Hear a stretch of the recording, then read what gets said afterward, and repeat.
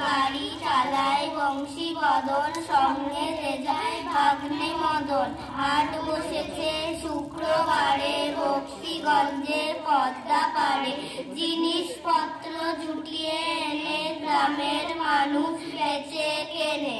উচ্ছে বেগুন পটল মূলো, বেতের বোনা ধামা কুলো, সর্ষে ছোলা ময়দা আটা, শীতের র্যাপার নকশা কাটা, ঝাঁঝরি করা বেরি হাতা, শহর থেকে সস্তা ছাতা, কলসি ভরা একো গুড়ে, মাছি যত বেড়ায় উড়ে।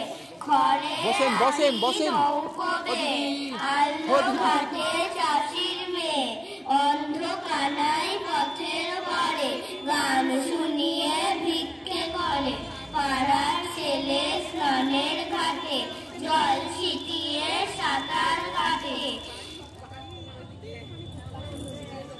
বলে দেন নমস্কার।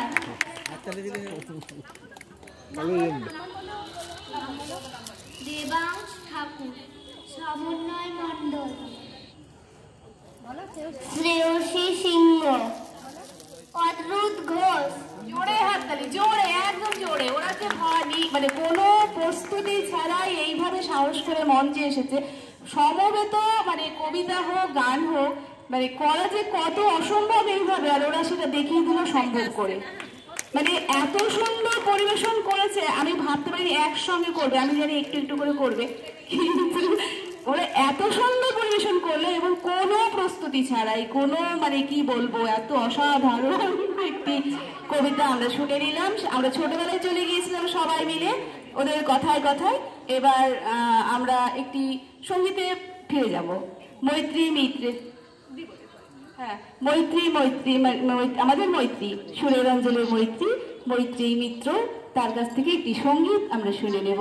এবং সঙ্গতে আমাদের সুদীপ।